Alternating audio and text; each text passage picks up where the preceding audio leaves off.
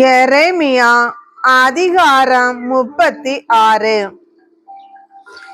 யோசியாவின் மகனும் யூதாவின் அரசனுமான யோயாக்கீம் ஆட்சியேற்ற 4ஆம் ஆண்டில் ஆண்டவரிடமிருந்து எரேமியாவுக்கு அருளப்பட்ட வாக்கு. நீ ஏட்டுச் சுருள் ஒன்றை எடுத்துக்கொள். நான் உன்னோடு பேச தொடங்கின நாள் முதல், அதாவது யோசியாவின் நாள்கள் தொடங்கி இந்நாள் வரை, இஸ்ரேலை குறித்தும் யூதாவை குறித்தும் மற்ற எல்லா நாடுகளை குறித்தும் நான் உனக்கு உரைத்துள்ள சொற்கள் எல்லாவற்றையும் அச்சுருளில் எழுது. யூதா வீட்டாருக்கு நான் அளிக்க எண்ணியுள்ள எல்லா தண்டனைகள் பற்றியும் அவர்கள் அனைவரும் கேள்வியுற நேர்ந்தால் அவரவர் தம் தீய வழிகளை விட்டு திரும்பக்கூடும். அப்பொழுது அவர்கள் குற்றங்களையும் பாவங்களையும் நான் மன்னிப்பேன். ஆகவே நேரியாவின் மகன் பாரூக்கை எரேமியா தம்மிடம் அழைத்தார். ஆண்டவர் தமக்கு உரைத்திருந்த சொற்களை எரேமியா சொல்ல சொல்ல பாரூக்கு அவற்றையெல்லாம் ஏட்டு சுருளில் எழுதி வைத்தார். பின்னர் எரேமியா பாரூக்குக்கு கொடுத்த கட்டளை: நான் அடைபட்டிருக்கிறேன். ஆண்டவர் இல்லத்திற்கு செல்ல என்னால் இயலாது. ஆதலால் நீ அங்கு போ. நோன்பு நாளன்று அங்கு குழுமி இருக்கும் மக்களின் செவிகளில் விழும்படி நான் சொல்ல சொல்ல நீ எழுதி வைத்த ஆண்டவரின் சொற்களை ஏட்டு சுருளின் என்று படித்து காட்டு. தம் நகர்களில் இருந்து அங்கு வரும் யூதா மக்கள் அனைவரும் கேட்கும்படியும் நீ அதை வாசித்து காட்டு. ஒருவேளை அவர்கள் ஆண்டவர் திருமுன் விழுந்து மன்றாடவும் அவரவர் தம் தீய வழிகளை விட்டு திரும்பவும் இயலும். ஏனெனில் ஆண்டவர் கடும் சினமுற்று சீற்றம் கொண்டு இம்மக்களுக்கு தீங்கு வருவிப்பதாக அறிவித்துள்ளார்.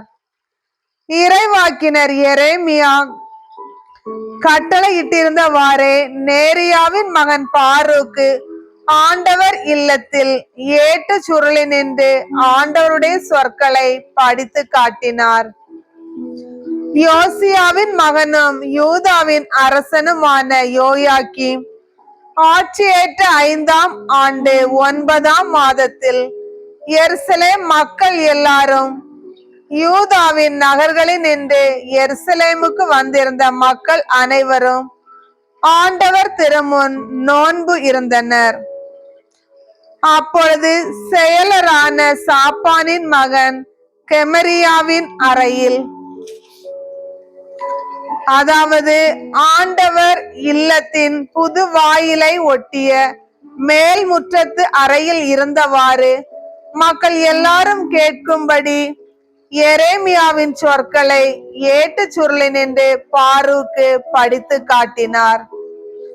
ஏட்டு சுருளினின்று படிக்க பெற்ற ஆண்டவரின் சொற்கள் எல்லாவற்றையும் கேட்டு கொண்டிருந்த சாப்பானின் பேரனும் கெமரியா மகனுமான மிக்காயா உடனே அரண்மனைக்கு இறங்கி சென்று செயலரின் அறைக்குள் நுழைந்தார்.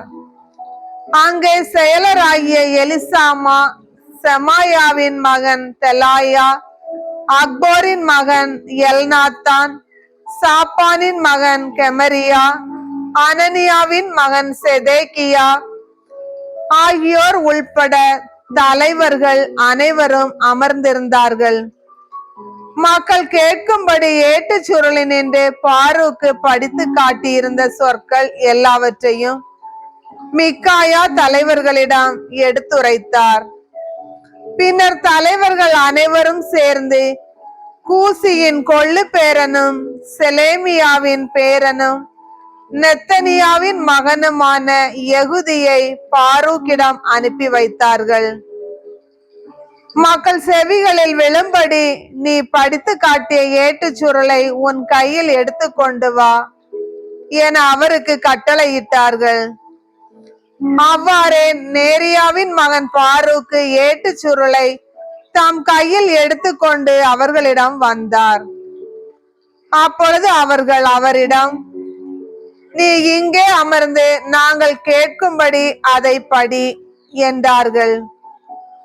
அவரும் அவர்கள் காதில் விழும்படி அதை படித்தார். எல்லா சொற்களையும் அவர்கள் கேட்டு திகிலுற்று ஒருவர் ஒருவரை நோக்கினர். பின் பாரூக்கை பார்த்து, இவற்றையெல்லாம் நாங்கள் கண்டிப்பாக அரசரிடம் தெரிவிக்க வேண்டும் என்றார்கள். தொடர்ந்து, இச்சொற்கள் எல்லாவற்றையும் நீ எவ்வாறு எழுதினாய்? அவன் சொல்ல, நீ எழுதினாயா சொல் என்று அவர்கள் பாரூக்கை வினவினார்கள். அதற்கு பாரூக்கு, எரேமியா சொல்ல சொல்ல இவற்றையெல்லாம் நான் மை கொண்டு ஏட்டு சுருளில் எழுதினேன் என்று மறுமொழி கூறினார். அப்பொழுது தலைவர்கள் பாரூக்கை நோக்கி, நீயும் எரேமியாவும் ஓடி ஒளிந்து கொள்ளுங்கள், நீங்கள் இருக்கும் இடம் யாருக்கும் தெரியாதிருக்கட்டும் என்றார்கள். செயலர் எலிசாமாவின் அறையிலேயே ஏட்டு சுருளை வைத்துவிட்டு தலைவர்கள் அரண்மனை முற்றத்திற்கு சென்று நடந்த எல்லாவற்றையும் அரசனுக்கு தெரிவித்தார்கள். அரசனோ ஏட்டு சுருளை எடுத்து வருமாறு யெகூதியை அனுப்பி வைத்தான். செயலர் எலிசாமாவின் அறையினின்று யெகூதி அதை எடுத்து வந்து அரசனும் அவனை சூழ்ந்து நின்ற தலைவர்கள் அனைவரும் கேட்க படித்தான். அது ஆண்டின் 9ஆம் மாதம். அரசன் தன் குளிர்கால மாளிகையில் அமர்ந்திருந்தான். அவன் முன் கனல் தட்டில் நெருப்பு எரிந்து கொண்டிருந்தது. யெகூதி 3 அல்லது 4 பத்திகளை படித்ததும் அரசன் கத்தியால் அப்பகுதியை அறுத்து கனல் தட்டில் இருந்த நெருப்பில் போட்டான். இவ்வாறு ஏட்டு சுருள் முழுவதும் எரிந்து சாம்பலாகும் வரை அவன் செய்து கொண்டிருந்தான். அரசனோ இச்சொற்களை எல்லாம் கேட்டு கொண்டிருந்த அவனுடைய பணியாளர்களோ அஞ்சவில்லை, தங்கள் ஆடைகளை கிழித்துக் கொள்ளவும் இல்லை. அரசன் ஏட்டு சுருளை எரிக்காதவாறு அவனை எல்நாத்தான், தெலாயா, கெமரியா ஆகியோர் வேண்டியும் அவன் அதை பொருட்படுத்தவில்லை. மாறாக எழுத்தர் பாரூக்கையும் இறைவாக்கினர் எரேமியாவையும் பிடித்து வருமாறு அரசனின் மகன் எரகுமவேல், அஸ்திரியேலின் மகன் செராயா, அப்தவேலின் மகன் செலேமியா ஆகியோருக்கு அரசன் கட்டளையிட்டான். ஆண்டவரோ அவர்களை மறைத்து வைத்திருந்தார்.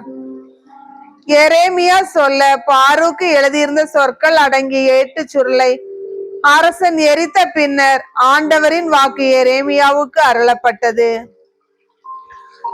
நீ மற்றும் ஒரு ஏட்டு சுருளை எடுத்துக்கொள். யூதா அரசன் யோயாக்கீம் முன்பு எரித்த ஏட்டு சுருளில் அடங்கியிருந்த எல்லா சொற்களையும் இதில் எழுதிவை. பின்னர் யூதா அரசனான யோயாக்கீமை குறித்து நீ சொல்ல வேண்டியது, ஆண்டவர் இவ்வாறு கூறுகிறார், பாபிலோனிய மன்னன் திண்ணமாய் வந்து இந்நாட்டை அழித்து விடுவான், மனிதரையும் விலங்குகளையும் வெட்டி வீழ்த்துவான் என்று நீ ஏன் எழுதினாய் என்று கூறி அன்றோ நீ அந்த ஏட்டு சுருளை எரித்தாய். எனவே யூதாவின் அரசன் யோயாக்கீமை குறித்து ஆண்டவர் கூறுவது இதுவே, அவன் வழி மரபினருள் எவனும் தாவீதின் அரியணையில் அமரமாட்டான். அவனது பிணம் வெளியில் எரியப்பட்டு பகலின் வெயிலிலும் இரவின் குளிரிலும் கிடக்கும். அரசனையும் அவன் வழி மரபினர் பணியாளர் ஆகியோரையும் அவர்களின் குற்றங்கள் பொருட்டு தண்டிப்பேன். நான் எச்சரித்திருந்தும் அவர்கள் பொருட்படுத்தி இராத தீங்குகளை அவர்கள் மேலும் எருசலேம் குடிகள் மேலும் யூதா மக்கள் மேலும் வர செய்வேன். பின்னர் எரேமியா மற்றும் ஒரு ஏட்டு சுருளை எடுத்து நேரியாவின் மகனும் எழுத்தருமான பாரூக்கிடம் கொடுத்தார். யூதாவின் அரசன் யோயாக்கீம் எரித்த ஏட்டுச் சுருளில் காணப்பட்ட எல்லா சொற்களையும் எரேமியா சொல்ல சொல்ல பாரூக்கு மீண்டும் அவற்றை ஏட்டுச் சுருளில் எழுதினார். அவை போன்ற வேறு பல சொற்களும் அவற்றோடு சேர்க்க பெற்றன.